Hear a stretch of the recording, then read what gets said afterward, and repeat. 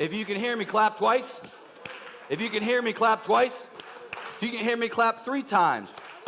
If you can hear me, clap 3 more times. If you can still hear me, turn to your neighbor if they're talking and just give them a giant shh.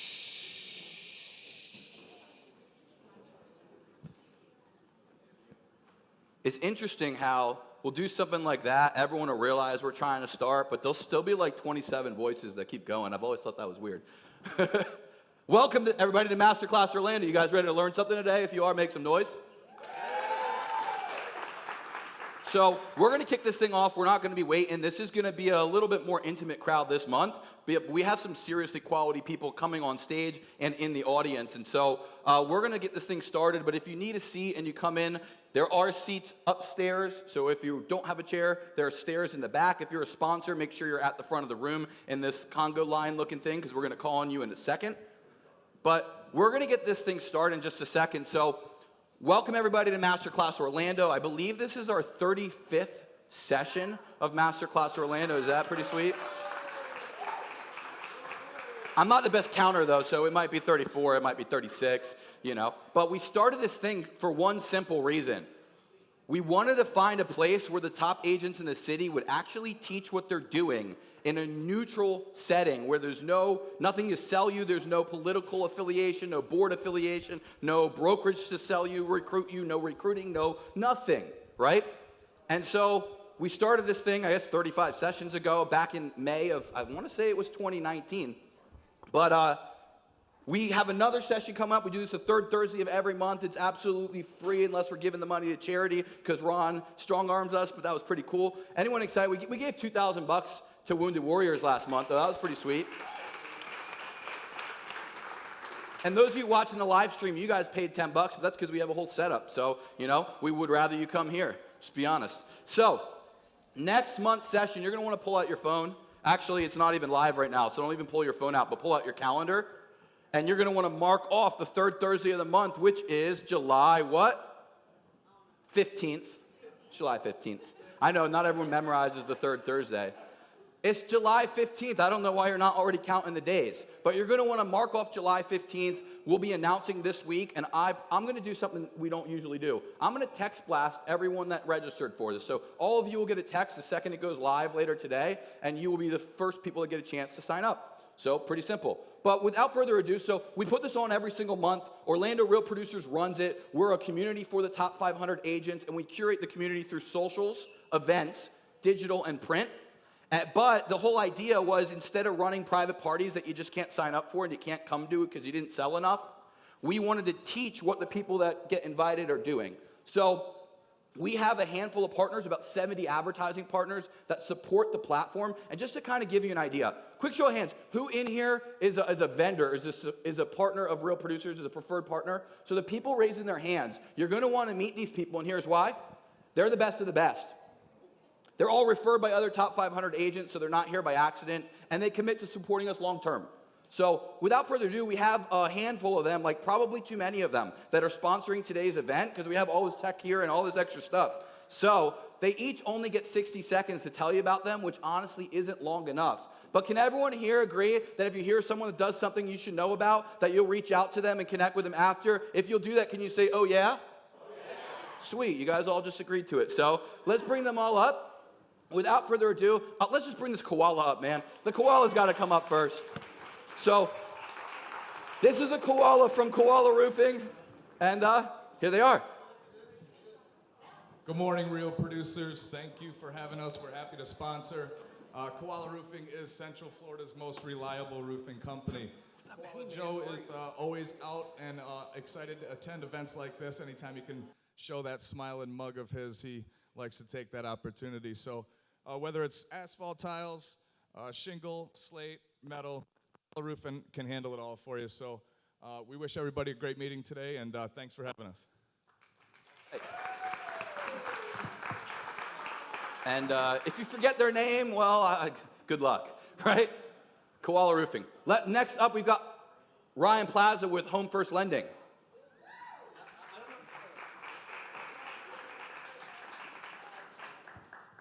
I don't know how I'm going to beat the koala. Jesus. My name is Ryan Plaza. I'm the account executive at Home First Lending.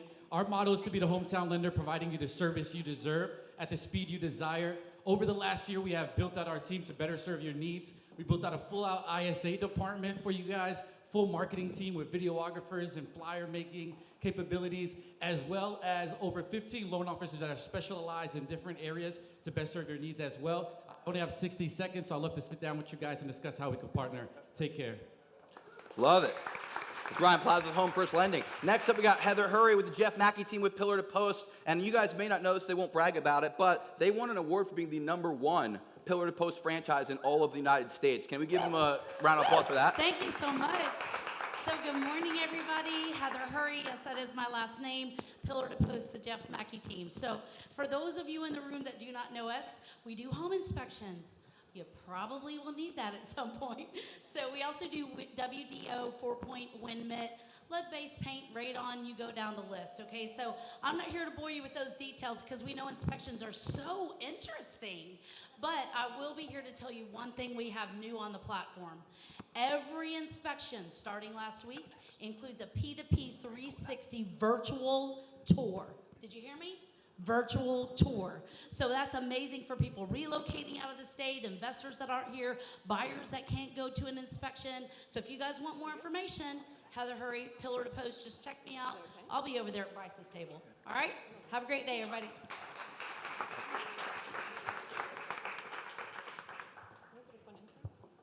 Hey y'all, I'm Shay. Oh, hey. I'm Shay. I am a photographer and I specialize in your brand. I created something called the Vibe Session, which is a personalized photo shoot tailored to your brand, your business, and you being authentic. Locations can be literally anywhere that just captures you in your authentic moment. While we're on site shooting, we're being intentional with our shots. We're working through your branding goals, your marketing goals, who you are authentically, and having a hell of a lot of fun doing it. I make things really, really comfortable, fun, and free-flowing. I also specialize in the first impression shot, which is formerly known as the headshot. I'm redefining that and putting the personality back into the first impression. I'm really easy to find. Just pull up Instagram and 𝗙𝗧 photo, and there's a link in there to book, or just ask me any questions if you have it. So thanks, guys. Happy masterminding. All right. Next up, we got Vic Devore from Devore Design. Good morning, good morning. Best headshot photographer in Orlando, 𝗙𝗧. Much love to her. So I'm Vic Devore, owner and operator of Devore Design. We do real estate photography. The 3 panelists that you have today, Crystal, Mark, and Matt, they're all friends and customers of Devore Design, and they're going to talk about how important video has been through their successful trajectory. And one of the elements that we're adding to our video content production services is creative consulting, directing. Rob Lott is here today. If you guys are interested in talking about creating a great strategy for video marketing, please see me. I'm here. Hit me up on Facebook, vic@devoredesign.com. You can email me. And thank you very much to Aaron for putting this on. Really appreciate it. All right. Oh, and you know what? I'm going to do a quick selfie with everybody. And by the way, let's all thank him for the coffee. Can we get a 1, 2, 3 thank you? Brings a coffee every month. And say cheese. All right, thank you guys. Much friendlier looking crowd this month. All right, next up we got Christy with Celebration Title Group. Hi, good morning, you guys. I'm Christy Keene. I'm one of the success partners with Celebration Title Group. Everybody knows what title companies do, right? Anybody not know? Okay, good. So that's the really boring part. With Celebration, one of the things you're going to find is we want to be more than just a vendor. We actually want to be a partner. So we want to pour into your business. If you need somebody to do co-branded marketing, if you're looking for somebody to door knock with you, I'll wear different shoes, but we'll be there.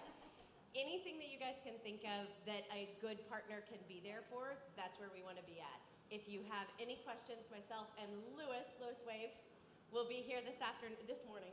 It's still morning, right? And we cannot wait to hear about all of these guys' success and see if we can learn a thing or two with them. Love it. All right, next we got Sabrina with Old Republic Home Protection. We got just 2 more after that.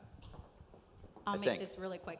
Hi, my name is Sabrina Serrano. I'm with Old Republic Home Protection, home warranties. A lot of you are probably saying, we just can't put a home warranty on our home, Sabrina. If I ask for contingencies, we're going to lose the deal. Let me tell you what. What you are going to lose is your sanity if you do not offer a home warranty. Everything, and I mean everything, is breaking right now. We just came off the tail end of a pandemic, so washers are not working, HVACs are not working. All the things that are not functional in the home for your clients are going to make them miserable. And the only person that I know that can make sure that you don't have to worry about that and continue to sell homes is call me. So take out your phones, because you already have your phones out, and put my number in there. I'm giving you my phone number for real. 321-392-2288. Again, 321-392-2288. Okay? Put it in there as Sabrina Warranties, Sabrina Therapist, whatever that you need to make sure that your sales go through without a hitch and you don't have any post-sale nightmare. Okay? What are you going to do when you leave here? Call me. Text me, girl. Video me, whatever. Thank you. Well, Old Republic Home Protection. Love it. Let's give it up for Sabrina with Old Republic. Next up, Jan-Nov with HomeSpire Mortgage. Muy buenos días. And good morning. Jan-Nov, producing area manager for HomeSpire Mortgage. Great guys this morning. What's going on with this microphone? Can you guys hear me all right? Anyway, so real quick, just want to give you guys a quick invite. I'm not going to talk mortgages. How about that for a concept? Thank you, sir. This is way better. Ooh. All right. So I've been an affiliate member with the Greater Orlando Builders Association back when it was called the HBA. Now it's called GOBA. Everybody heard of it? Cool. Mark your calendars. August 10th. We're putting together a little round table. There's going to be a couple home builders. There's going to be a couple appraisers. We're going to put them on stage. We're going to pit them together against each other to help us understand what goes into an appraisal, why are they picking comps, which comps do they pull, and what kind of impact that's having on current state of affairs with valuations. So everybody's invited. It's going to be at GOBA in Maitland.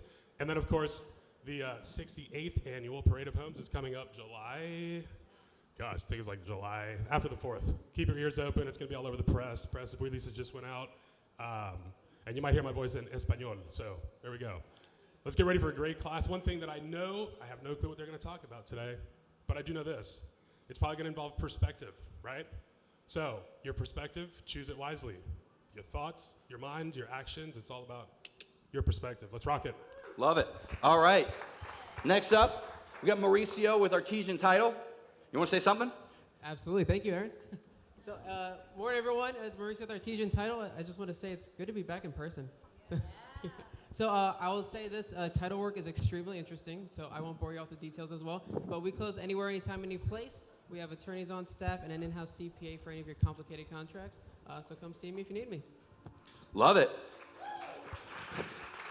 And bringing out the end, 𝗙𝗏𝗪, Real Estate Imaging Pros. Did anyone see the car edition of Orlando Real Producers or the videos yet? If you did, make some noise. Octavian shot the entire thing start to finish. And if you haven't seen it yet, it's pretty ridiculous. But Octavian, take it away. So my company exists because I believe details matter. Ever since I graduated from college, I've been obsessed about photography, video, and VR. That obsession has eventually landed me clients including Universal Studios, Chase Bank, the Ritz-Carlton, Wyndham Destinations, Coca-Cola, just to name a few. And now, I understand that in this market, you go-getter agents can sell a property without even, with just cell phone pictures. However, it's not about just selling the property. It's about selling the property for as much money as possible and selling your brand. And your brand should convey excellence and consistency. It doesn't matter if it's a $300,000 house or a $3 million house. The level of your professionalism should be the same. So yeah, my company does hand composited listing photography. We do all three major types of VR.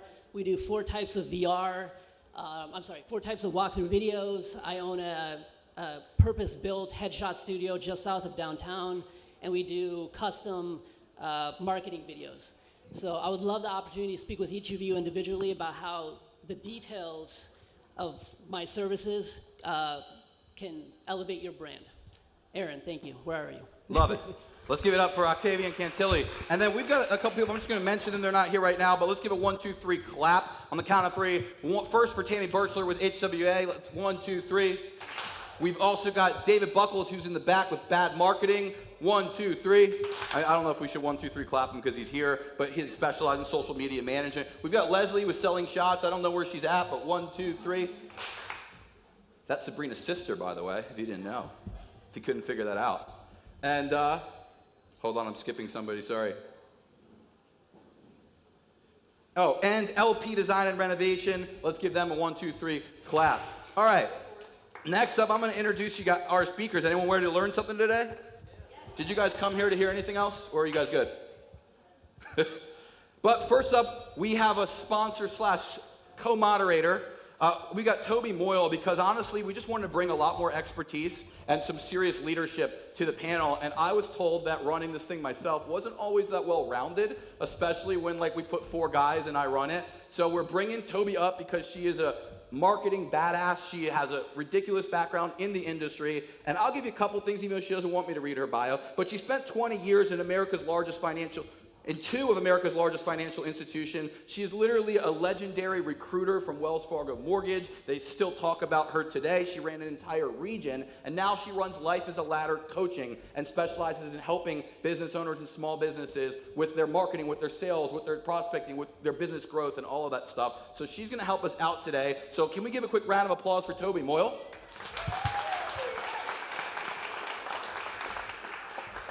All right, let's go to our panelists. Rao Maker. He's originally from Kansas City, Missouri, moved to New York City at age 18 to pursue acting. After touring the world on stage and performing as Danny Zuko and working with Dolly Parton, Mark and his wife, Sarah, made the move to Orlando to work for, guess who? Disney. In 2012 as actors, they joined a team at Keller Williams in 2017. And they sold 21 homes their first year, 31 their second. They switched over to EXP and started the Home Squad, just get this, at the end of 2018. They sold 51 homes at $14 million by 2019, but by 2020, he sold 88 homes for $26.5 million, but their team sold over $40 million. They're tracking to sell over $50 million this year, and most of them, or a lot of them, don't have a background in real estate. They literally come from being actors and service professionals trained by Disney, so he's got a really amazing and unique perspective. Let's give it up for Rao Maker. I know there's a couple ninjas in the room, and there's probably a few ninjas watching the live stream. Matt Wheatley aims to bring transparency back into the world of real estate because he's open and honest with his clients. He serves the South Lake County area, and he runs a team. Matt, how many people on the team? 17 people. Matt sold over $25 million himself last year, like him under his own name. But his team sold over $40 million last year, and the team is how many years old? 2 years old. How many of you would love to be selling $40 million as a team within the next 2 years? Raise your hand. Okay, let's give a giant round of applause to Matthew Wheatley with Wheatley Realty Group.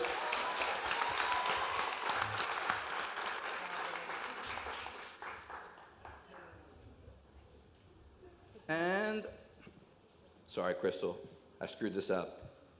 But let's just bring Crystal up. She is the veteran on our panel. She is a perennial top 500 agent. She's ranked in the top 500 every single year since we started counting, which we only started in 2016. But Crystal is in a 2-person team, just her and her partner, and they both sold $25 million apiece last year. So Crystal is also running a $50 million team, but the team is her and her partner. Do you have an assistant? Okay, so it's literally you and your partner. So a 2-person team doing $50 million, is that pretty impressive? If it is, make some noise. So we got some pretty interesting perspectives to hear. Let's just go straight. You can kick it off, Tobi. What do you want to ask them? Let's just let you start this thing. Hey, everyone. Good morning. So I am just excited. Women, you'll feel this. I'm just happy that I'm not wearing that same jacket because I was thinking about wearing it and you'd be like, oh, she can't even afford another outfit. How sad. So I'm glad. Shoo, shoo. All right. So something as a coach that I'm asked all the time is tell me about your clients, your successful clients, and what they're doing. Give me a little peek behind the curtain.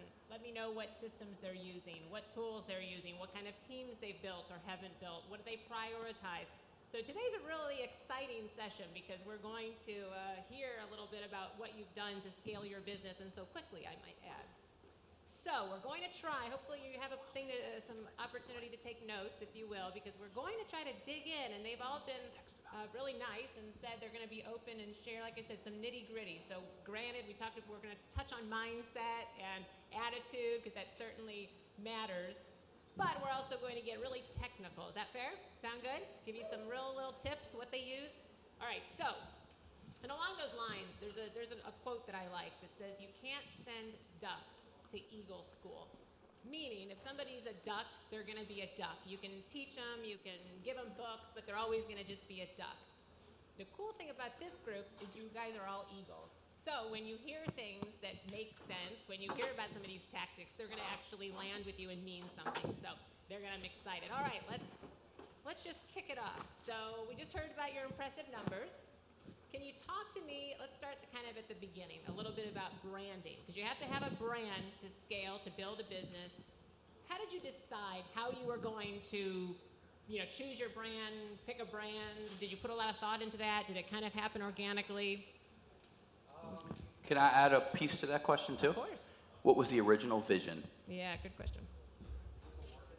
Flip the bottom. hang on. Flip it. Is it working? Okay. There you go. That's weird. I'm used to being out here, so this is my first time up on stage, so if you can't hear me, let me know. So what was the question? Yeah, what was your original vision? Did you go into this whole thing thinking, I'm going to blow this up and I see where I'm going, or did it kind of just unfold? How long do you have? Yeah, right? Did you plan it out? Did you actually? I guess I'll start with my background. So I never really planned to go into sales. I liked to educate people, I guess, is what I found out through actually working on cars. So my story goes back to my mom back in 2007. She said, hey, get your license. I'm a broker. You want to do this? And when I got my license, everything fell apart. So Did you write out a business strategy? Nope. Okay, so you just kind of went full bore into it, worked hard. I was under a car as a mechanic one day, and my boss came up to me and told me, you're not a mechanic. You're not throwing tools. You don't have the temperament. I saw you talking and interacting with clients. I'm going to put you in front of people. What about today? Do you have a plan today? Yeah, sure. Okay, so it's kind of evolved. Yeah, it's evolved. So I never got into the business of sales to be a salesperson. I got into it because I was forced to be in front of people, and then I realized I loved educating people. And my ceiling as a service advisor in a mechanic shop was about this high. Yep. And real estate ceiling is as high as you want to make it. Got it. So Yeah. that's my transition to real estate. And branding, I was by myself I have a really unique situation. My mom was my broker. She now runs a 60-horse rescue. So her passion shifted for a little while, and I was on my own. Building my first year was 3 sales. Met some great vendor partners, which is huge in here, by the way. It took me to Shout 16 out, sales the next year. The very next year, okay. And then kind of built from there. And 2 years ago, we rebranded to be more of a brokerage since I became the broker, and started putting systems in place to hire people and be comfortable doing that. Okay, we're going to talk about those systems. Hold that thought. I'm going to skip over Crystal because, and we'll go back to you, Crystal. I want to ask about your brand, but tell me a little bit about your brand and how much that plays into your success. Sure. So, like Aaron said, I used to be an actor in New York. So that when you go into an audition, you want to show everybody why you're different, what makes you different, what makes you special. And when I got into real estate, which was kind of like, let's see if I like this, and if I'm good at it, I felt myself, there's people in this room that I was competing against and losing, whether it was a listing or whether it was buyers, or I just felt myself losing, and I was kind of just reading the books that say, do it like this, and as an actor, I was like, well, I can pretend to be a realtor, that's easy. But then something clicked, and I was like, my previous experience, I have to be different, so how do I be different? I can say different things, but all the scripts are kind of the same. You can make it your own, but how do I be different? So I had to brand myself, and I didn't realize I was doing it at the time, but I had one client, I was negotiating something, I don't know what it was, and I totally crushed it. I have no idea what I did. I came back, I was like, I got you $8,000 back. And they're like, what? They're like, dude, you ninja'd them. I was like, what? And they're like, you ninja'd them. So he called me ninja for 2 months. So then I kind of said that in a pitch. I was like, I guess I'm really good at negotiations. I can ninja myself into situations. And so I just one day I was like, I want to make myself an action figure. So I hired somebody on Fiverr.com and said, here's my picture, make me a cartoon. So they did. And then I just started putting it everywhere slowly, and I liked it, and it made me excited. So when I sat in front of sellers, buyers, I was excited about it for the first time. So that's kind of where that original brand went. And then we started the Home Squad. The original vision, and still the vision, is we're the Avengers of the Home Squad, you know what I mean, of real estate. So I haven't, the real estate genie down there. Everybody, like when you see the Avengers, they have this badass movie, but then they all go do their own movies. And everybody has their favorite. They have Thor or Captain America. Well, we have the real estate ninja, we have the real estate genie. So now everybody gets to build their own brand within the brand, and I don't know, I like it. Yeah, Some people, but I'll be honest, I've sat down with a doctor and they look like I'm crazy. They look at me like I'm crazy. They're like, get out of my house. Why do you have cartoons in my house? But that's okay. You know what I mean? Our clientele know it and they love it and they appreciate it. Yep. So something I heard just yesterday was visibility is as important as ability. And I think when it comes to branding yourself, and you're having fun with it too, which I think is important, right? Because if you're having fun with something, then it makes it a lot easier to do. So yeah, that's good. So Crystal, what about you? Your brand? Did you think about it? Is it important to your success today? So Kim and I are, I think, a little bit different and maybe a little bit more, we're not as grand. Yeah. And I guess we're a little bit more old school, I think is the best way to say it. Sorry about that. No, it's okay. I've been in real estate since 2003. I was in the mortgage business before that with my ex-husband and decided to get my real estate license 03, start playing. And I played in real estate because I didn't have to work for years. And then life shifted. I had to hustle, started working, partnered up. We created a team, and it was literally our initials. I'm like Crystal Kim, like Calvin Klein, kind of like CK Homes, and that's where we came up with, with our name. We do not do a ton of, we don't do a lot of marketing. We don't do a lot of social media. Most of our business is, it's honestly referral and hitting our sphere over the last several years. I had a feeling, right? We all know this. We had a feeling that the referral business was going to come up. So let's keep it right there for a second, if you don't mind. You don't even have a transaction coordinator. Is that right? No. It's just the two of you. My head, it's very impressive. So can you tell me a little bit about how you get that done? Like literally, logistically, break it down as much as you can. So part of our problems, we're both OCD, we're both ADD, and that seems to be a trend, I think, in this business. But yeah, I do mainly all of our paperwork, our touches. We hit from the minute we get up in the morning, we're hitting our files. We've got our, our to-dos, we have our spreadsheets, and we have our internal system, I guess is the best way to say it. But we hit everybody every single day. We try to touch base, with the Talk to me about your referrals specifically. So I'm trying to think what I would be thinking if I were asking. Yes, go ahead. About the referrals? Yeah. Now you can probably hear me. Yeah. I want to know how long it took. Like, you've been selling real estate longer than the guys on your left and right. How many years did it take of doing the right things? Like, have you ever heard the watering the bamboo? Like bamboo, you water it for years before you see any growth, and then it shoots up 6 feet in like 6 months. So I want to know, how long did it take of doing the right things over and over and over till you were generating enough referral business to be a high-level agent just off referrals? And what did you do to build it? So my very first transaction was from my kids' school. I lived here, we moved here in 95, didn't know a soul, worked for my ex-husband, didn't have any friends, started having kids, and I'm like, I gotta figure this out. So I started with the teacher base in the school, and then, I thought 6 deals in my first year was awesome. It was extra money, it paid for the vacations, and then it just staying in touch with them. And I think part of the biggest thing that we have to focus on is being genuine with our buyers and sellers, even if we're renters. I've dealt with renters for years. I would take somebody, show them a property, make $80. They'd call me back in 2 years, or they'd refer their mother or somebody. So it took about 3 or 4 years, I think, for it to really, really kick in. How were you staying in touch? Like literally, were you calling them when you could? Would you send them letters? Like literally, how were you staying in touch and how often? This was back before the internet was really cool. So, and we didn't have GPS even, like back then. So it was phone calls, it was phone calls. Okay. A lot of, like, it sounds corny, but handwritten notes, birthday cards. And fast forwarding to last year with COVID, everybody was at home, everybody was on their computers, on their tablets, 24 hours a day. I had more phone calls last year than I've had in years with people. And then had a listing appointment yesterday that turned into a 4-hour meeting because we talked last year. And he's like, you know, we're touching each other in person or on the phone. So I see these guys shaking their head yes. Can you tell me a little bit, Matt, about what you're... Well, I would agree with everything that she does. We'd like to say we're a blend of old school and new school. So when I started in 2013, I just naturally gravitated towards Facebook. That's where most of our business comes from, and that's how we stay in touch. And over the years, I've learned to intentionally add people that I want to see what I do on Facebook. And that's not just, hey, do you want to buy a house? Do you want to sell a house? Facebook's a different animal. They want to be entertained, which is why Mark's doing fantastic, because he's entertaining with his videos. Because I've seen his videos before I met him.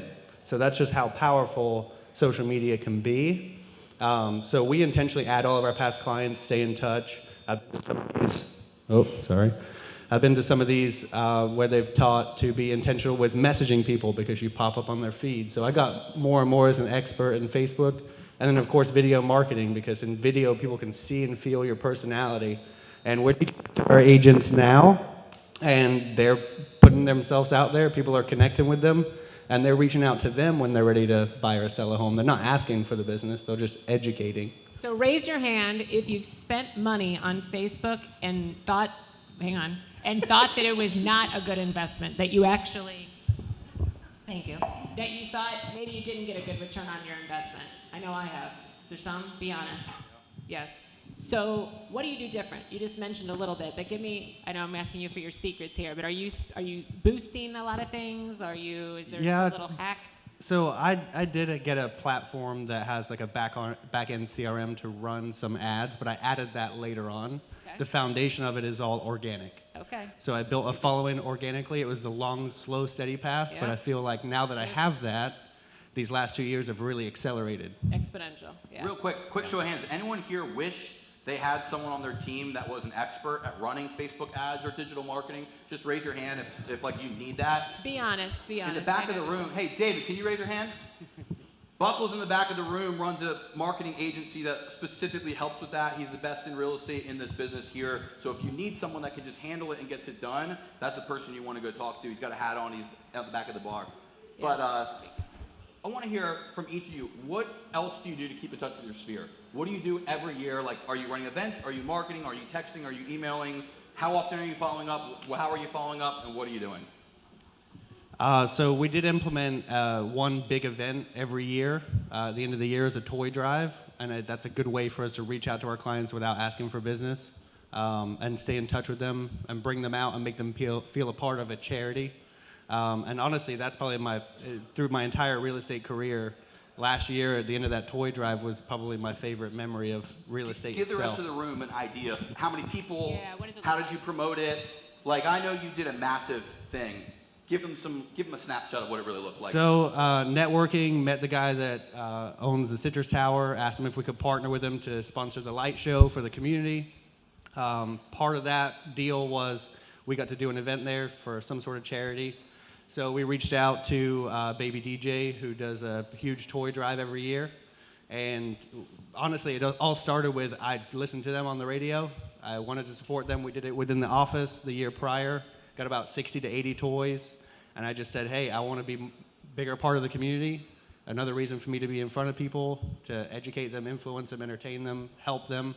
Did you think about it for a while before you did it? Okay, so that was I needed a lot of help from my support staff to coordinate that. That was a big event. A lot of what we all do is we know the things to do. We have ideas, right? It's like I could see that would make sense, but it's getting the implementation. It's actually making I'm the it king happen. of ideas. I need them for me, and they're laughing because they know it's true. They know it's Because I'll true. say, hey, I want to do this, and they're like, great, let's do it. Yeah, that's important, having somebody actually getting it done and pushing you forward.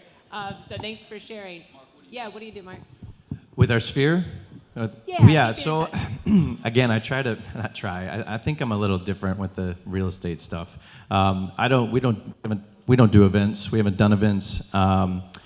In fact, I was at an event a long time ago, and at the end of it, one of our friends and clients came up and said, I'm kind of glad. I thought you were going to pitch something to us, like a timeshare thing. I was like, oh, no, it's just a party.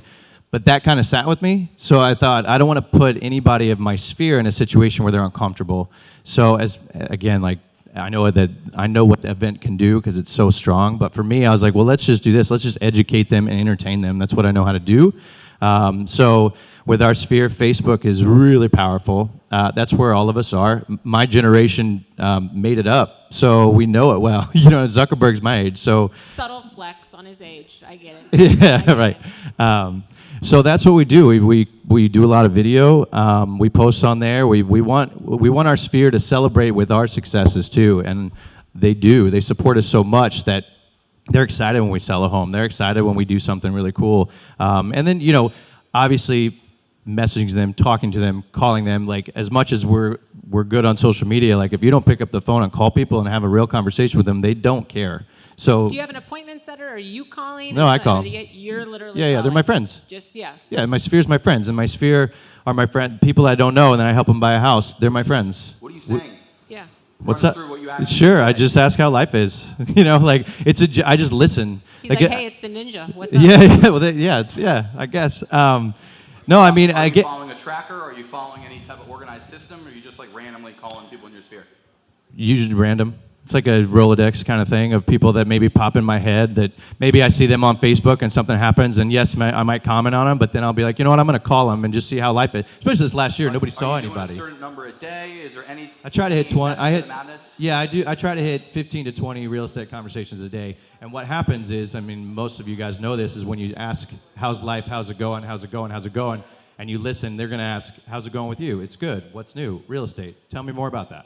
It's pretty easy to do. It's not a ninja move. That is what it is. So yeah, there's not a huge system in place for it. It's just. You do use a CRM? Did you say you Yeah, had a CRM? we have a CRM. Do you use it, or do you like Excel People are in spreadsheet there. it, or people are in there, but okay. That's it. It's kind of embarrassing, but a lot of times people that I'm actively like gonna sell their house, and we've talked about it, and a month later they're like, all right, come back over, we're gonna do it. I'm like, oh no, I don't have. What's their address? Yeah. You know what I mean? Like, Here's I what have I'm it hearing somewhere. from you, though. How many appointments, like an average day, how many actual physical one-on-one appointments are you doing? I would say I have probably 3 or 4. So you're meeting with, let's say, 3 or 4 people, but you're having 15 real estate conversations. The reason I'm bringing this up is that even though he may or may not be following a tracker, what that tells me is that he's consistently committed day by day to stretch the number of conversations he's having and to actually intentionally and progressively push having more conversations than he's naturally having from his schedule. There's basically 8 to 10 more conversations than actually on your schedule for the day, happening basically at least 5 days a week. Is that fair?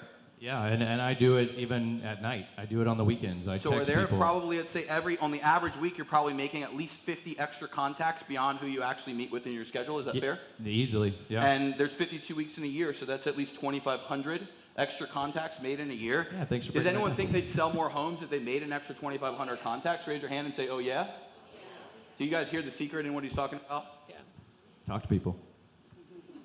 Yeah. So one of the toughest things I think about real estate is that your job is never done. There's not a time when you come home and say, honey, I'm home. I've made my 100 widgets on the factory line or something. It just never ends, right? Work is never done.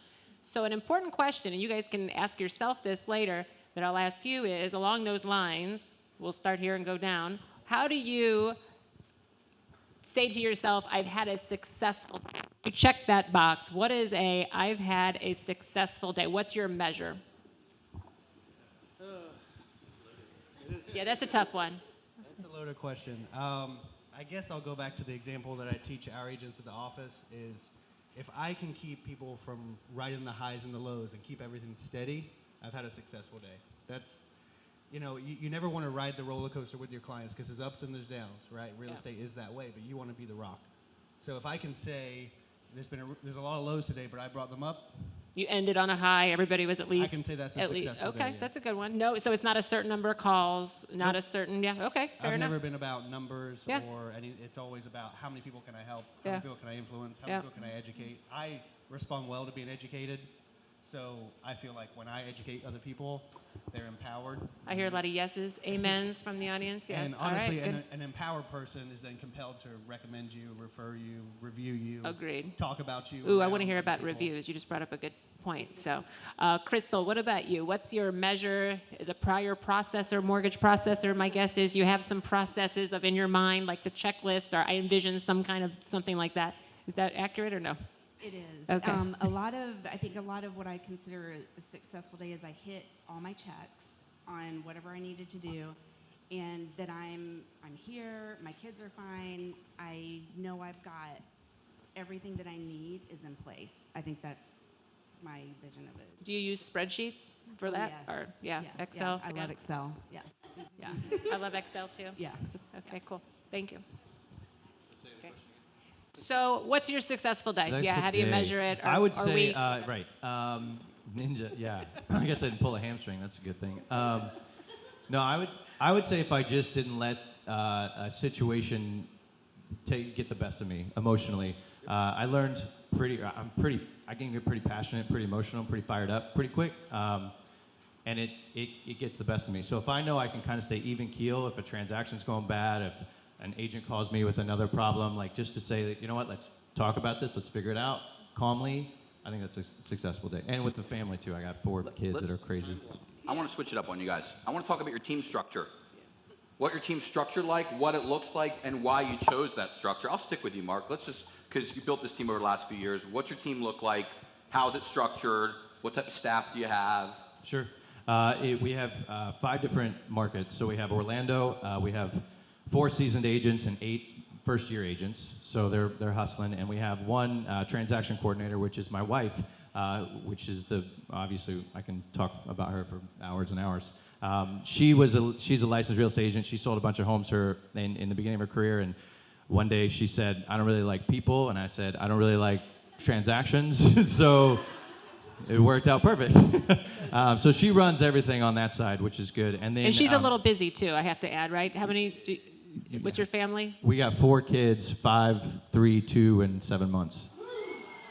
Yeah, so I try to say even keel through the day. That's hard to do. 3 boys too. So Why'd you choose the structure you've got? And Sure. let's go even further.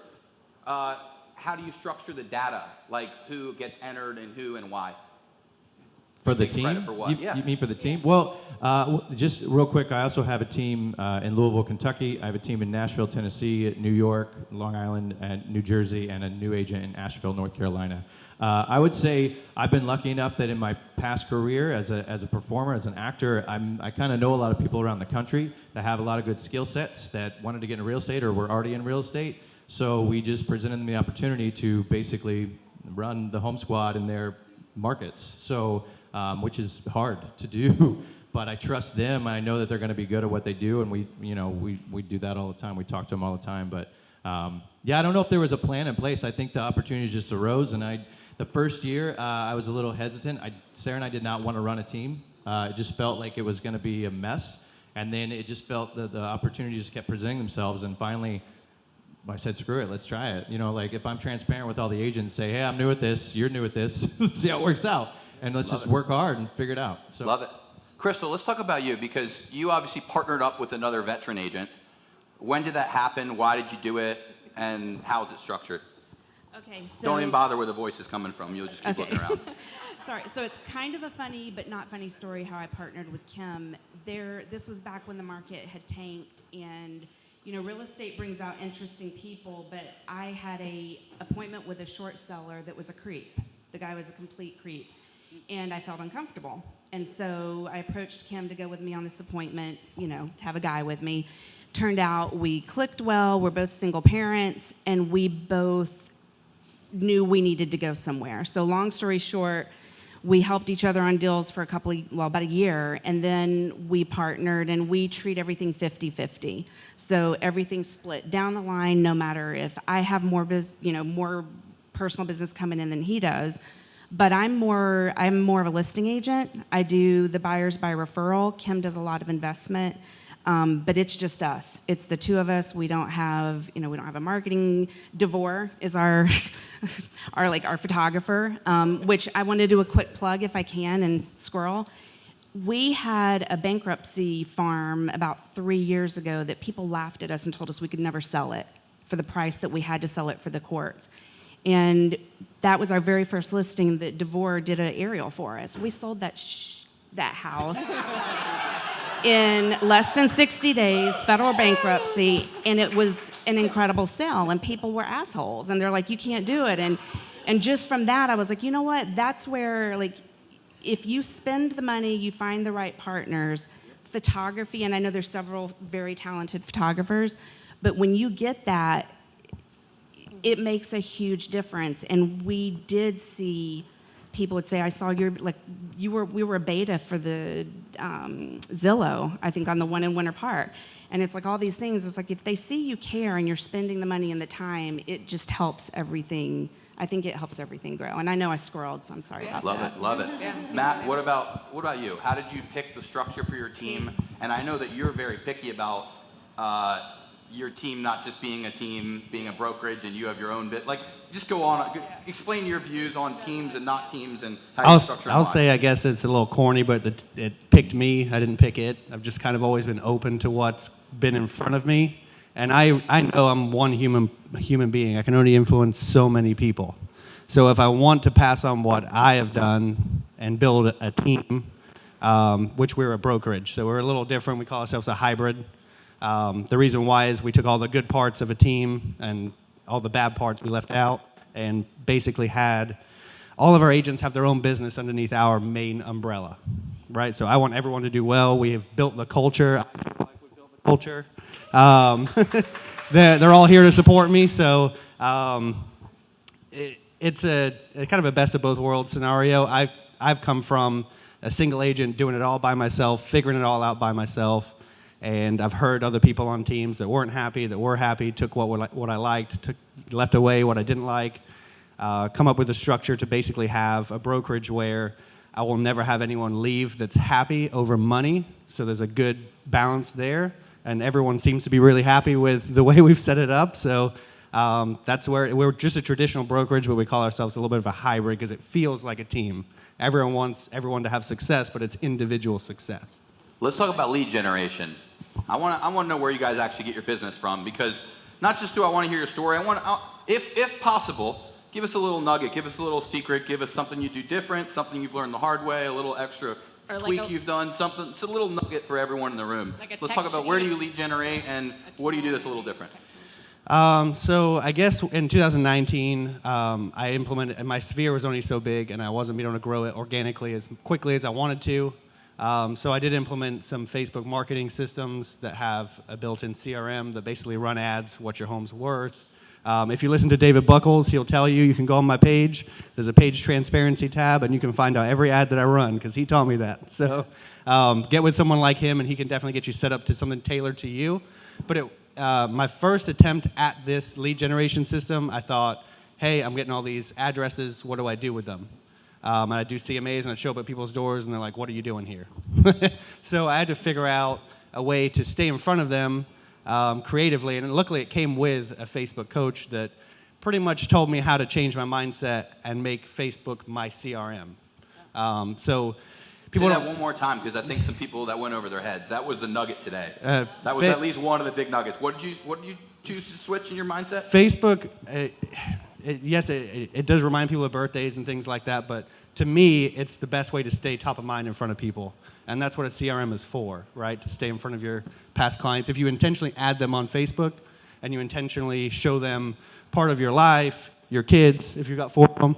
I've only got 2, but show them the kids, show them your family, show them your life, show them what you've learned, so educate them. Which again, I can't say this enough, 60, 70% of our business comes from organic Facebook. Can I share a nugget on that? You guys want a quick nugget?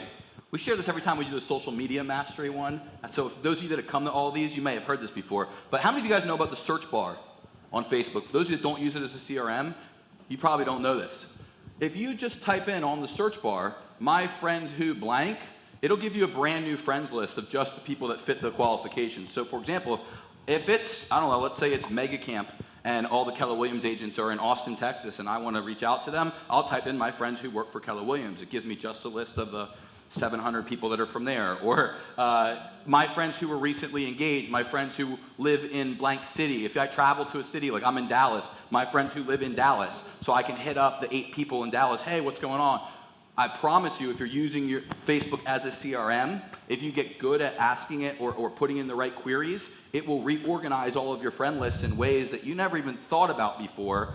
that will make it a lot easier for you to go through. So one example, the top 500 agents, often I pull the top 500 and I start sending you messages to invite you to a party because I have a short list that only pulls the right people, and I send 10 of you a day, and most of you have gotten those messages and are registered for either this or July 1st. Well, one of the changes that I noticed when I was going through this, Facebook shift, I guess if you will, of mindset, was that you can build tailored friends lists to a realtor friends list. So if you have an open house or a broker's open, you can blast it to just those people. If you have a system of leads and you add those leads, if you're just getting addresses, you can look up people's names, you can add them on Facebook, you can get really intentional with it. And if you do that, you can build a list of people that you want in their business that have maybe asked you what their home value is worth through the lead system. And at that point, you can build that list and interact with just that list. So if I'm in the office for an hour and I want to prospect, that's what an hour of prospecting looks like, is making sure I'm... Whoops, sorry, that's me. That's not me? Okay. Probably me. So an hour of prospecting can look like that for me. It can be people that have interacted with our ads and I've invited them to like our page, and then I've sent them a message. Some people, basically it's known as digital door knocking. That's the way of the future, if you ask me, and that's how my business has grown as quickly as it has with that shift from 2019 to 2020 to 21. Let's switch to Crystal. We know that you work mostly off referral, but let's talk about your lead gen. What are you doing to generate leads? What does it look like? So I'm not great at it, I won't lie. The majority of our lead generation, it is from referrals. So it's staying in touch on Facebook, social media, but also hitting those past clients. And I will admit I'm not great at asking for business. It's something I personally don't do, but I'm constantly like, if you need anything, I'm here. If you know somebody, but I'm not super stellar at that. But it's literally going through my phone list. Like if, I'll go through and I'm deleting text messages from a year ago. I'm like, oh crap, I need to call this person. Really quick on posting specifically, and any of you can answer this, but do you have a percentage of what personal stuff you share versus business posts? Like, is there or do you have So a I struggle with methodology? this because I've always been told you should keep your business and personal separate for pages. So I've got a team page, then I've got a personal page. And the team page gets decent activity, but I'll plug in, sometimes I'll share, and then I've got Instagram set to automatically go to Twitter and Facebook. But I do get people, they'll private message me and they're like, hey, I didn't realize you sold, in Sorrento or this or that. So sometimes people, they segment us. Yeah, you want to cross-collateralize, right? We do business with people that we've heard this saying, that we know and like, or know and trust, or whatever, right? Those are the people that are on your Facebook. Yeah, your I can give you personal guys a Facebook, number. right? Yeah, right. 80-20. 80% of your posts are for them, 20% are for you. Yep, That's the easiest way to do it. 80% of your posts are for them, 20% are for you. And I'll give you one better. I've been screwing this up lately, but if you really want people to notice the one that's for you, you got to pull back. It's almost like pulling back a bow and arrow or a slingshot. You've got to pull back, and so you need 3 or 4 posts in a row that people want to engage with before you drop the one that you want them to see. So for example, I may ask something like, hey, my real estate friends, how many friends do we have in common? And like 700 of you answered that 2 days ago. And I might do it 3 or 4 days in a row so that on day 4, when I say come to Masterclass, you all see the flyer. Yeah. Did everyone catch that? Yep. It's called the whip effect. We pull back, we whip it, and it whips all the posts up to the top, because for 2 or 3 days, a few hundred people have been showing Facebook that they like engaging with this person's stuff. So if you can do that a number of times, it's going to pump up the thing that you actually want them to see a few days later. Just a little side note. And by the way, on the flip side, if you're posting stuff people don't want to engage with, it's going to teach Facebook, Instagram, all that the opposite, which is no one cares when so-and-so posts. So if you keep posting things that don't matter, I'll give you a great example. One of my friends, after New Orleans Saints got beat in the playoffs, he kept posting because he was really mad about a referee call, right? But he posted it for like 9 days straight. So like the first time he posted, everyone in New Orleans was like, yeah, we're pissed. The third time he posted, nobody was engaging with the post. The 8th time he posted, literally it has no likes, no comments, no nothing. And doing it 3 more times, he's literally taught Facebook. So it's looking, saying, the last 10 posts from Julian, no one gave a shit. So when the 11th post comes out, most likely it's going to only show to a small fraction of its friends list, versus the flip side is if you're posting and it's saying every time that Jenny posts, a few hundred people care. When Jenny posts, it's going to immediately show to a few hundred people to basically test what percentage engage, and if a handful of them engage right away, it might go from 200 to, let's show 4,000. And if a few of those engage, it'll show 7,000. You get what I'm saying? And so it does it step by step, and so 80-20 rule is a really, really good way to evaluate all your social. I have a really quick question, rapid fire. Any tool that you can't live without, tech tool or just day-to-day, something that you use, you just love? Sure. I use, to train the team, we use Trainual. It's pretty awesome. They can go through the whole, we can put videos on there. You can take it from, we use Loom as well. And then I use RPR, which is free to all of us. I use that in the field all the time when people are like, what else is for sale? I'm like, I don't know. And I pull that up and you find out. Yeah. All right, cool. What about you, Crystal? Any tool that you use, either a tech tool or anything that, I don't know, you use every day you couldn't live without? Important. Literally, RPR is in the top on my app for RPR. And then a NetSheet app that I have, because that's something you're constantly, what's my ballpark closing cost going to be on either side. So those two things is being able to pull the numbers quickly and pull up properties. All right, good. That's a good one. Matt, I'll add on to the net sheet thing. I don't know about you guys, but first couple of listed employments you go on, you're always dreading the question, right? How much is it going to cost? One real quick, easy tip to get past that is just pull up a net sheet.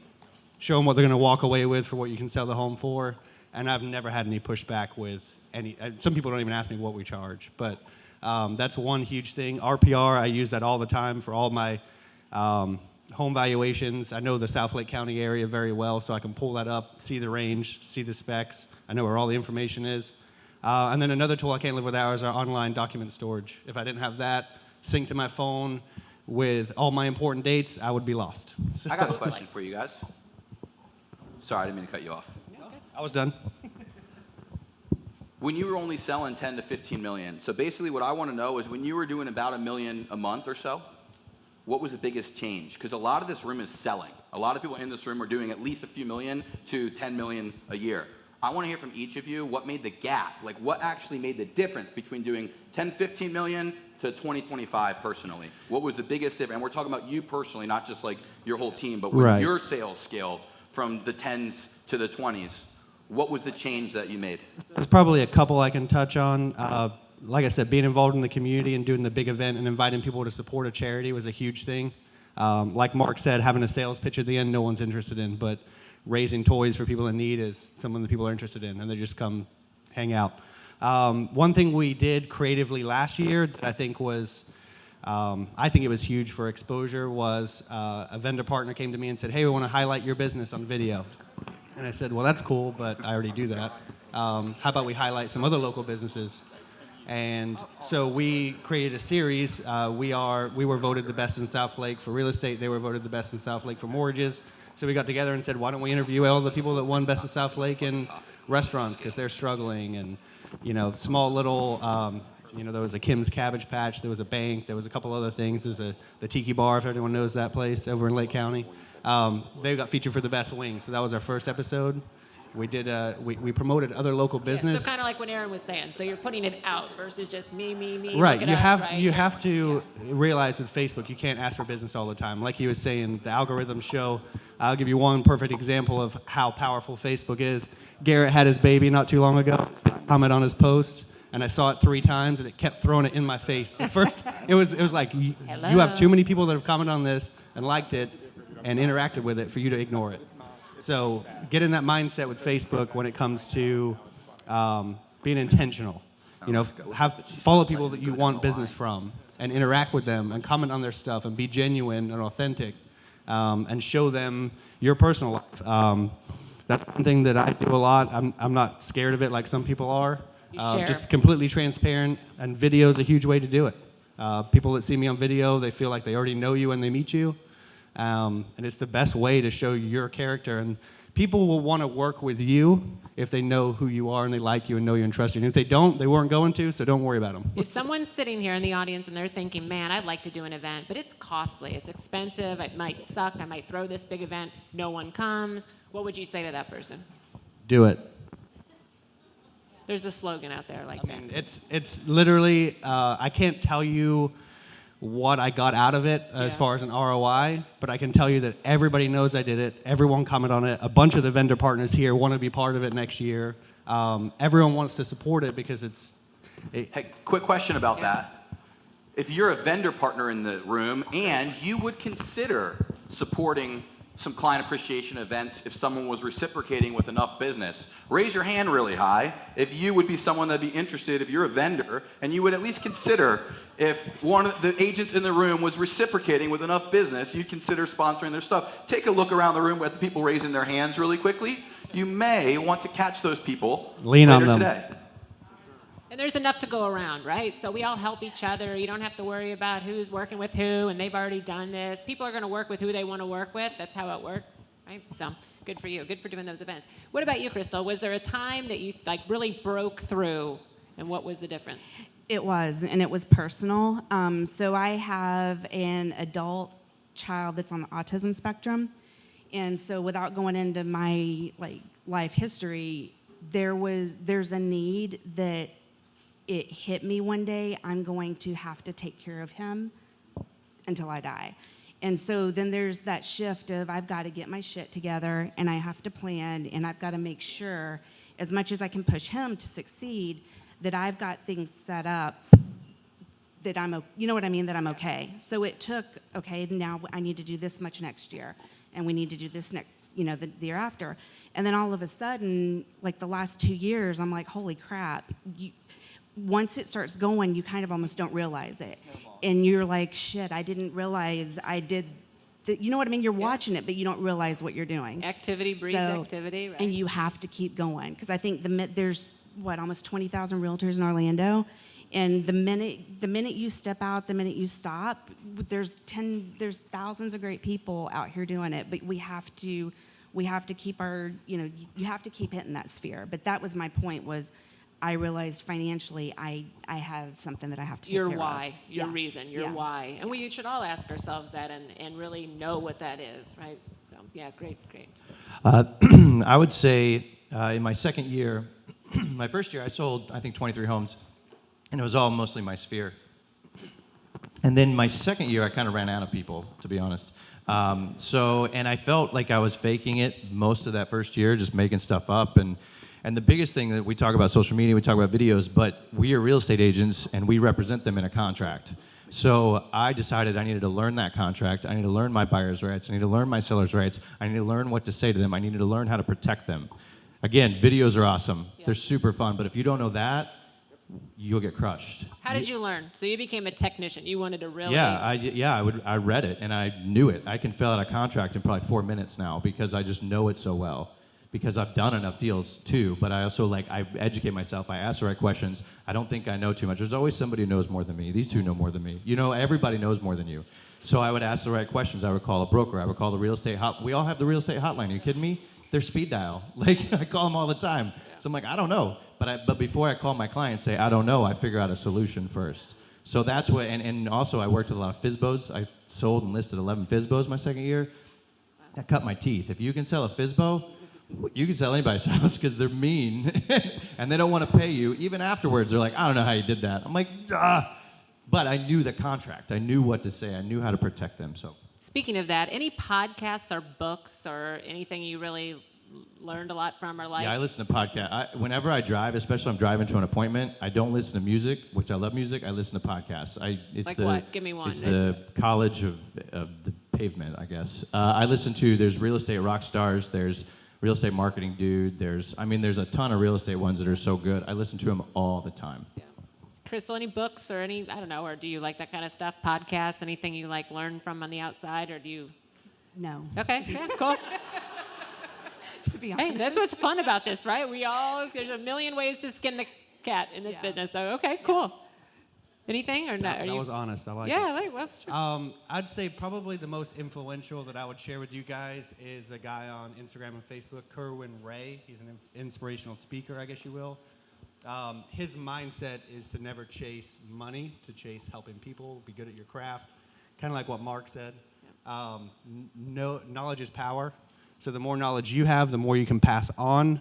And then when you have a client in a sticky situation, you're not calling them and saying, I don't know. You're calling them and saying, this is my experience. This is, the way I would see this going, from being educated and then giving them the education to make the decision. Because ultimately, our sellers and our buyers are the ones that make the decision. We don't.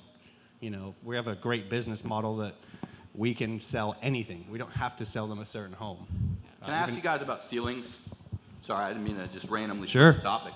But I've got a lot of questions when we asked all the people what they wanted to ask you, and a whole bunch of them talked about ceilings. So I want to know, as you grew the business, what were the ceilings that you've hit? What do they look like? How did you break through them?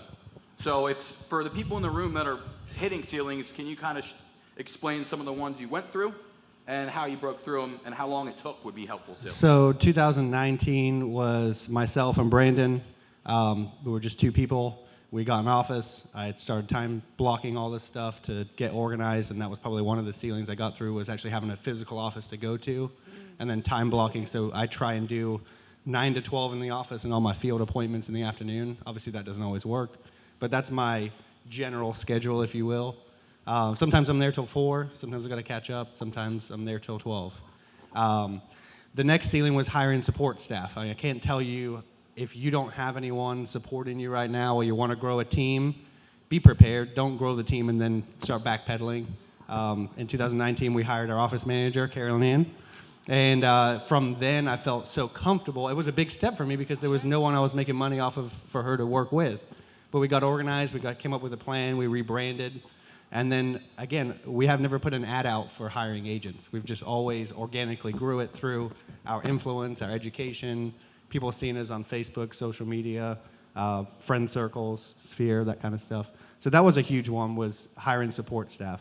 Biting the bullet and actually doing it. What about you, Crystal? Was it been just organically, kind of slowly, or was there something that really you went through something, like, or you had a fear maybe about something and you pushed through it?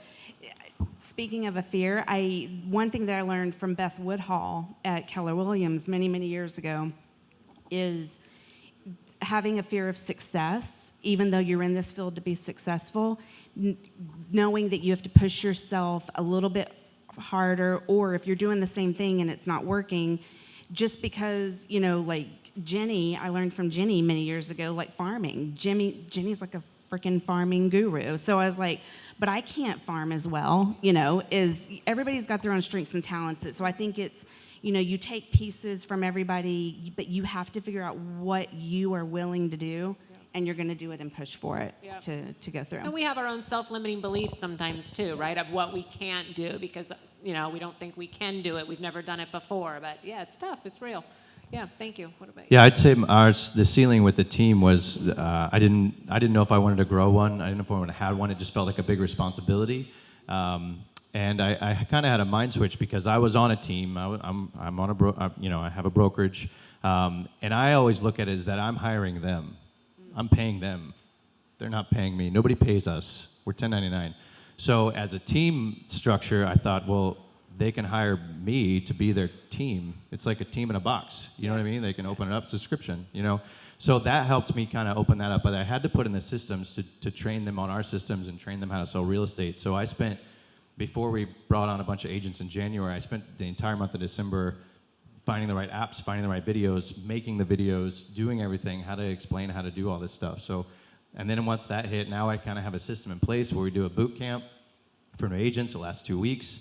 They plug in, they can do their own stuff, and then we check back in with them. So that was, but now the ceiling, we don't have a ceiling. Nobody has a ceiling in here. Right, yeah, that's true. So I have a really specific question on customer conversations, because right now that we're facing, how do you answer, what's your go-to for when someone right now is afraid to sell because of the market being like it is, and they're afraid they're not going to be able to find a home, or just, market conditions the way they are? How do you answer that? I'm sure you get that all the time.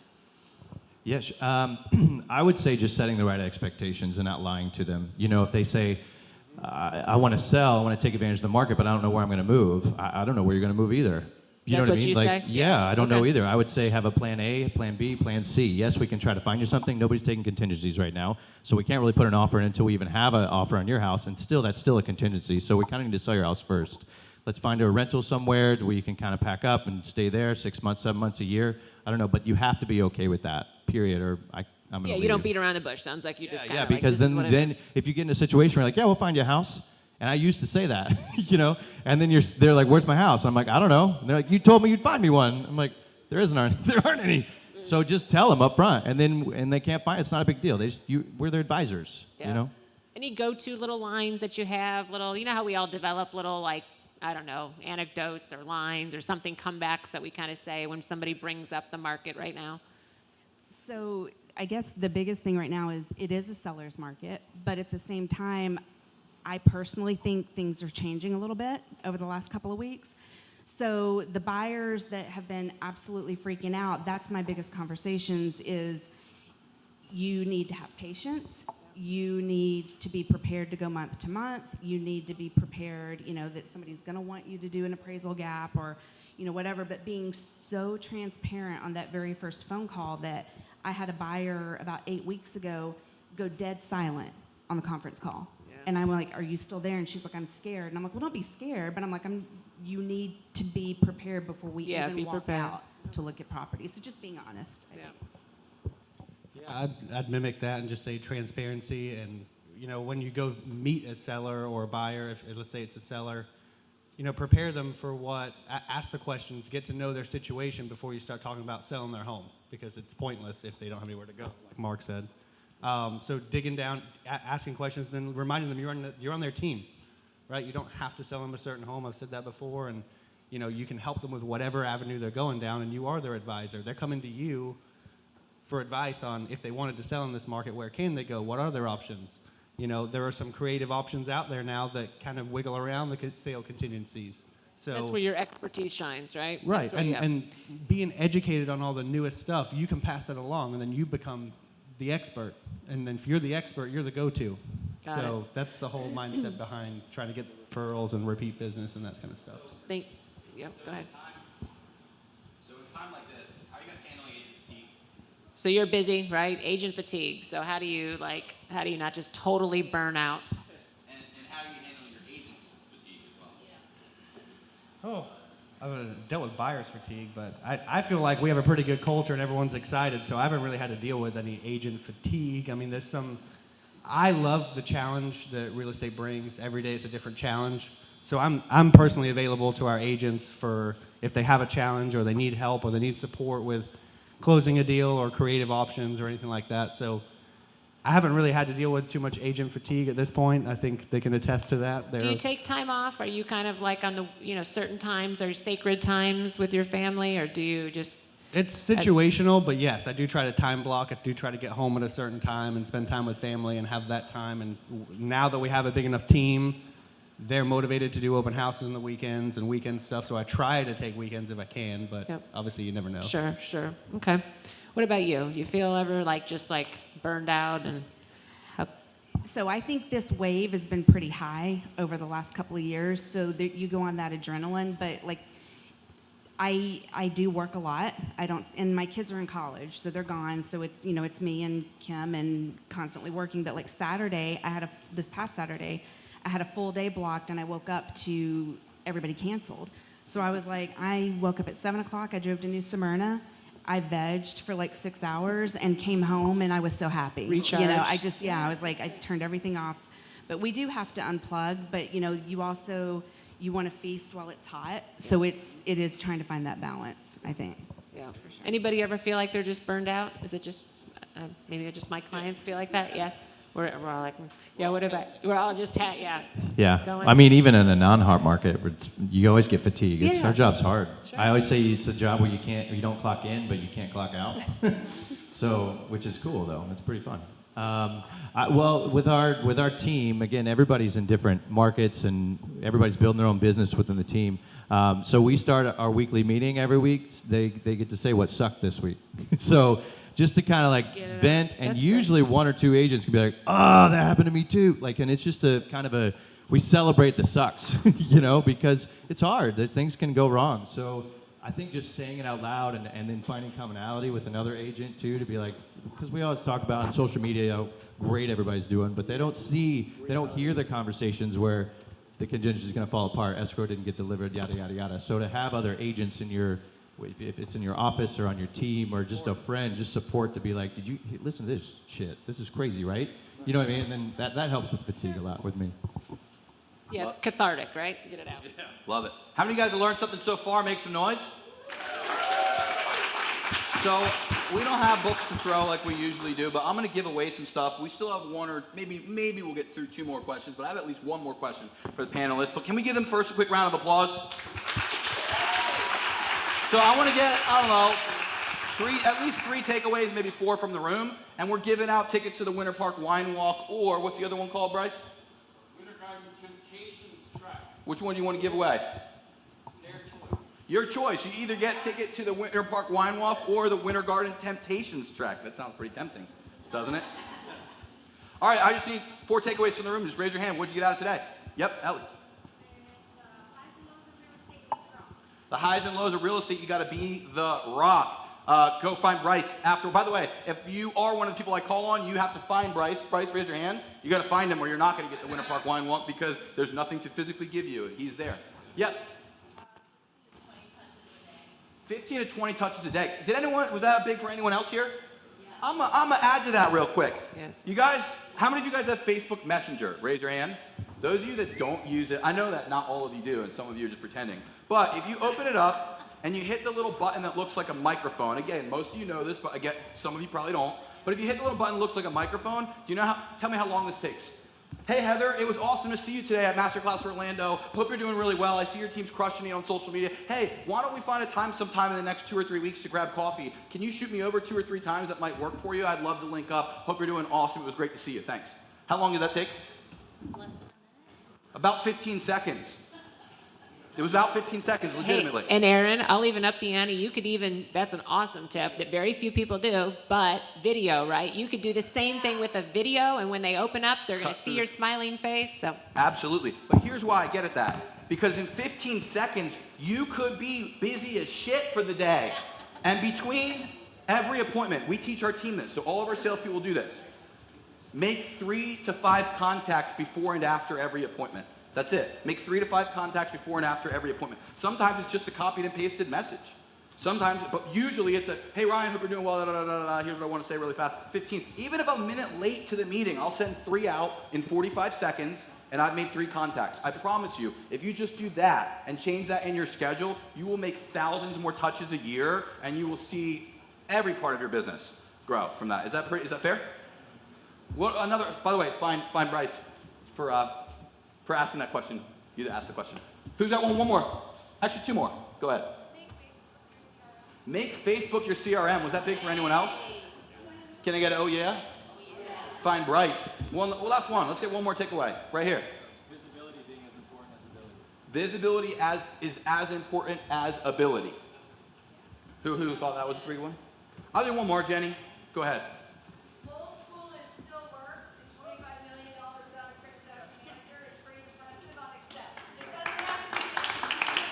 Love it. Love it. By the way, can we give it up for Tobi moderating today?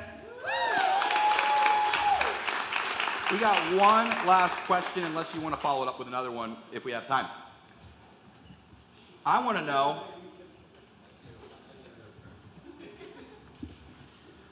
know, this is actually a 2-part question. I want to know where you see your team going in the next 3 to 5 years. And I want to know where you see Orlando going in the next 3 to 5 years. So it's a double question. And I'll start with you, Crystal. I mean, you've been in real estate for a while, so where do you see it going in the next 3 to 5 years? And where do you see your team going in the next 3 to 5 years? We will have to have a transaction coordinator, at least. That's actually a conversation that's been had this week, more specifically. So that I do see in the very near future. Frickin' Orlando is insane. I started calling it Constructo a couple of years ago with all the cranes. We had people coming from Asia and Brazil, and they're driving around, and they're like, all the cranes are in Orlando. I think it's very interesting. I think the technology that's come into Orlando and with the incentives between, that the state is giving, but Miami is giving us, South Florida is giving us a run for the money because they're getting the incentives, for the businesses to come in with housing down there. But I do think, I think we're going to be like Atlanta, is what it seems like. We're on that track. Okay. Well, we're on pace. Our goal this year is to do 65 million. Last year was 42. We do have a good blend of newer agents and some with 3 to 4 years experience, and then my mom with almost 20. So we've got a big variety of people here that we all feed off each other. And we're in South Lake County market, so I'm not really in Orlando a whole lot. I do work here if I need to be. But I see market being a lot more popular because it's literally 30 minutes to anywhere here. Yeah, the greater Orlando area. As far as the state of the market, I always try to stay positive. I don't. You guys are where it's Greater Orlando's headed. Yeah. Let's be honest. You're Yeah. in South Lake County, which is exactly where Greater Orlando's going. Well, we have, the Mineola exit that came in. Now it's 25 minutes to here from that exit. I did it this morning. So it made things a lot more interesting as far as people that work in Orlando. Now people don't have to commute as much, so you can work from home in some cases. And that's bringing double the amount of people here to Florida because they love it. So I put a positive spin on anything that I see or do. I tell people I don't have a crystal ball, but I'll help you and guide you the same way I do. Where do you If see I'm your team not going? selling my house, I don't think there's a crash coming. So Where do you see your team going? I think we will expand into Winter Garden and Orlando area in the 5-year range. If you asked me 2 years ago if I'd be on this stage as opposed to sitting out there, I would tell you you're crazy. So I go with the flow. I'm very open-minded. If an opportunity presents itself, we'll run it by the team, run it by the group, and figure out how we can implement it ourselves to make us all better, make us all help more people, which is the goal. With our team, I can envision it hundreds and hundreds of agents because we already are in multiple cities. So I just need a good agent in another city, and we can set them up, which is mind-boggling, to be honest. But so we can go as far as we can as long as we put the work in and dedicate ourselves. And then with the Orlando market, I love it because Disney World's not going anywhere, Universal Studios isn't going anywhere. They're just getting bigger and badder. And now people can work from home, so they want to live near Disney World. We've had multiple clients. We had one teacher, she teaches at the University of Virginia, like a real college. She doesn't have to go anymore. So she's like, I'm going to live in Windermere, right by Disney World, and then I'm going to go there 4 times a year just to check in and come back. So, and it's just growing now with the costs of homes, Groveland, Mineola, Lake Alfred. Now those are the coveted spots, you know what I mean? 2 years ago, I was like, I'm not showing a home out there, but now we're like, yeah, you want a good deal? Go to Lakeland, let's go, So it's exciting because I don't think there's a ceiling here right now either. I got 2 more questions that are really fast and easy because they're coming from the audience. One is a yes or no question for all 3 of you. Is there anyone on the stage that's buying leads from Zillow, Realtor.com, or any other lead gen source that you buy them? Yes? Can you quickly just tell us like what your spend is and how you through our CRM? I do some Google ads, but I'm not excited about them. What capacity are you doing stuff, Matt? We implemented Zillow leads for the newer agents because the worst part about being a new agent is you can't get your phone to ring, right? So we're teaching them.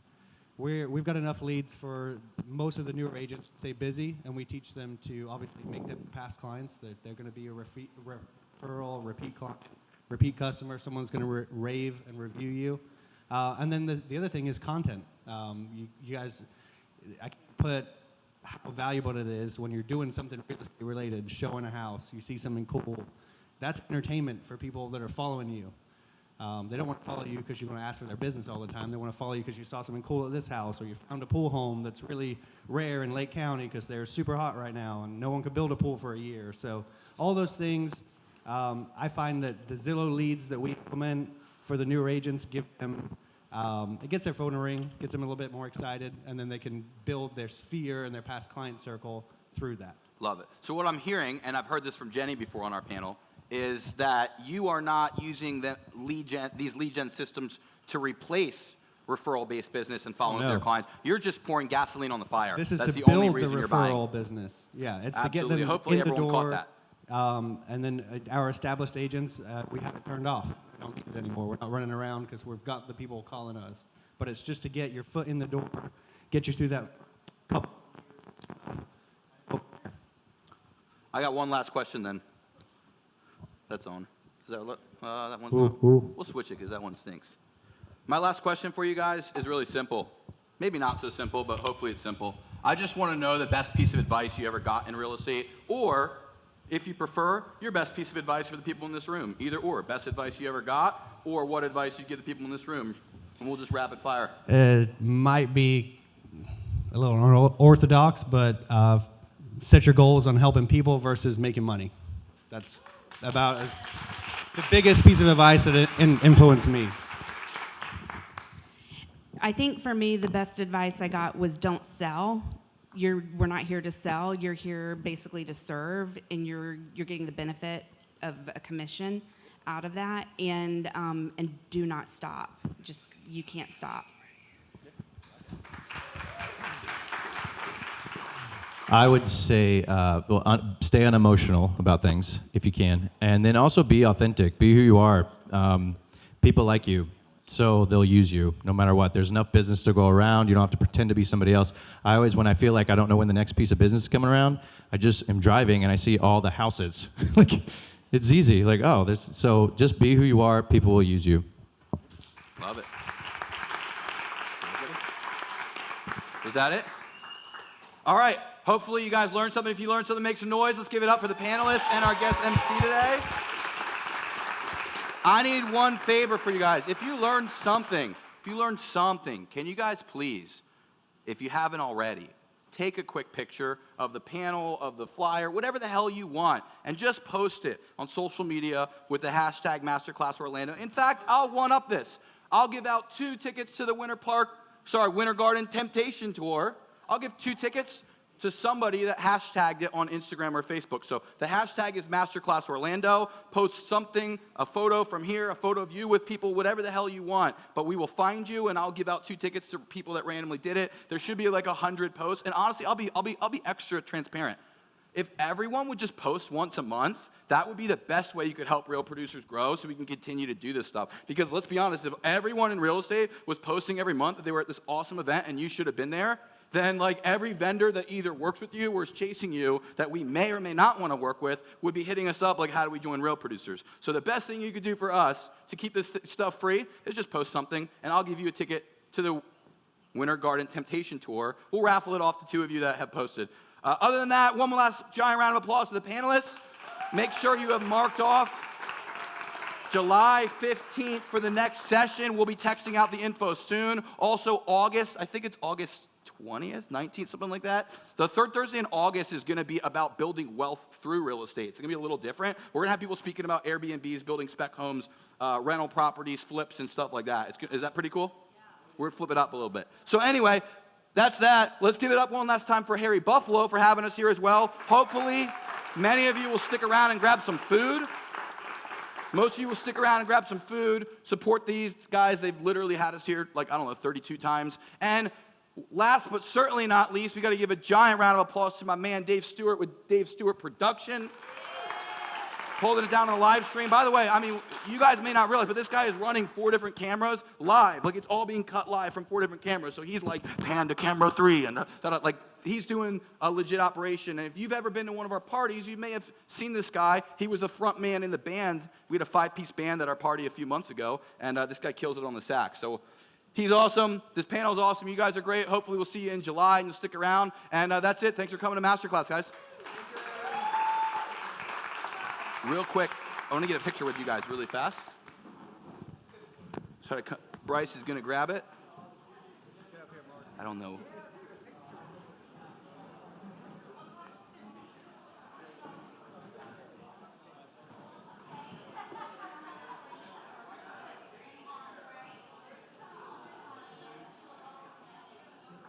Boom. There we go. Thank you. I'll send you my copies too. By the way, if you're part of the Real Producers Top 500 community, hopefully we'll see you on July 1st at the brewery takeover party. If you don't know what I'm talking about, you probably didn't check your text messages or the Facebook group, or you're just not in the group.